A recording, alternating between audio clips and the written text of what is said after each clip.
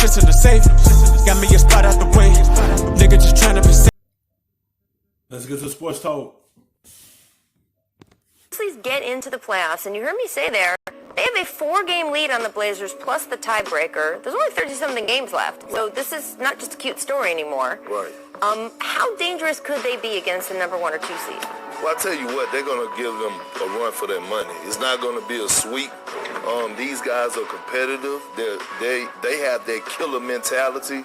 And, you know, I've been a huge fan of Ja Morant since we was at draft night in Brooklyn. And this guy is a winner. He's a born leader. And right now, they have a great mixture because I like Clark. I like Jaren Jackson. I like Big Giannis.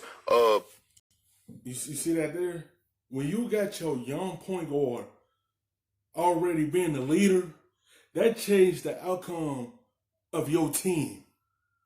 When you see your rookie out there leading the charge and seeing him motivated to be on that floor with them and how he carried himself, it rubbed off on his teammates. When they see what he's done, they gonna follow suit.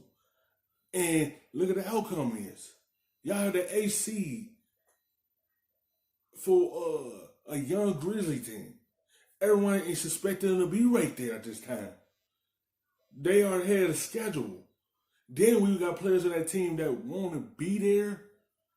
That's why your team having that type of success right now. Big Jonas, I'm sorry. And Dylan Brooks and Ja Morant are starting to become one of my favorite backcourts in the NBA, and they're well coached. Coach Taylor Jenkins has done a great job with these guys, so it wouldn't be a sweep. It's not going to be a cakewalk, I tell you that. If you look at those 5 guys right there, 4 of them are second year or younger. Yep. And so they're just really excited. They're just in this position for their first time at Jackson at All-Star Weekend, and that's how he described the way their team feels, a lot of excitement. Now, typically, young players in the playoffs, it's overwhelming for them. So they are in a total free roll right now. There's no reason for them to worry about their draft pick. It's gone. Yep, because it's top 6 protected. Top 6 protect. That's going to Boston. Go get in those playoffs and get the experience. And if they get pounded on the head the first time through, no big deal. There's nothing but this is the honeymoon. This is a learning period. Yeah, it's a learning period.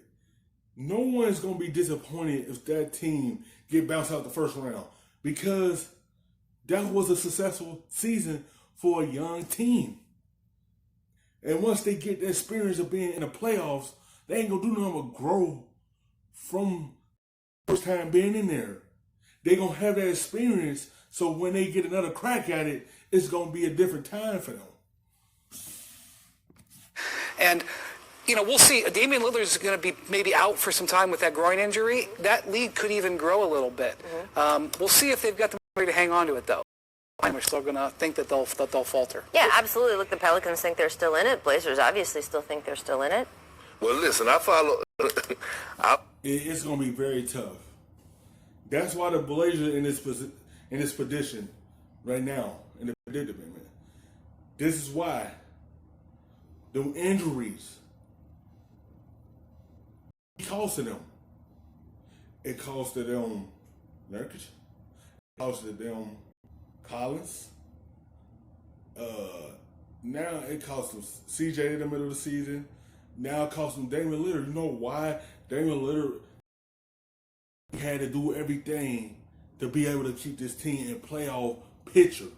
He had to put that weight on his shoulders to lead that team to a playoff. And he got a groin injury from it. Because all what he had to do to be able to keep this team afloat, to be able to get him an opportunity to get that spot.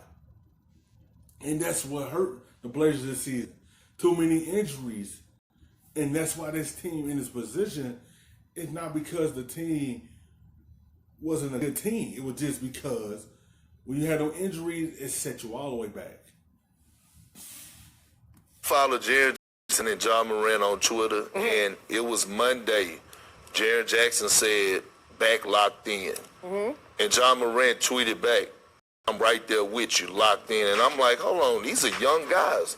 I'm telling you, these guys got it on their mind. They are some killers. I'm not saying they about to go out and upset the Lakers if they play on first round or whatever, but they're going to put up a fight. And it's scary because they have nothing to lose, Brian, like you said. But I'm telling you, listen.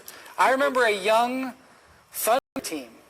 Young Thunder team having the same feel. And it was like, nobody see them in the playoffs. They weren't ready to win yet. But that was the kind of remind me. Yeah, until they acquired Kendrick Perkins. You know what? You're making a joke that that's what they needed. That is absolutely. And look, it's a different Grizzlies, a different group of players, obviously, different styles, not grit and grind anymore. I believe there's some Memphis DNA somewhere there. I've seen the Grizzlies give teams way seated above them a very hard time in the postseason. Like, when you had them two talking about that, them were your cornerstones of the team. That's what they building around. Morant and Jackson. When you talking like that, they're going to have your teammates follow right behind and see them guys willing themselves to a playoffs. And almost pull off some pretty serious upsets. So, honestly, I would take a good first round. I think if the Grizzlies can not only get in, stay in, but play well against the number 1 or number 2 seed, that is going to help catapult them for the next season, whether they win a game or two or not. I don't know. Good learning experience for these players.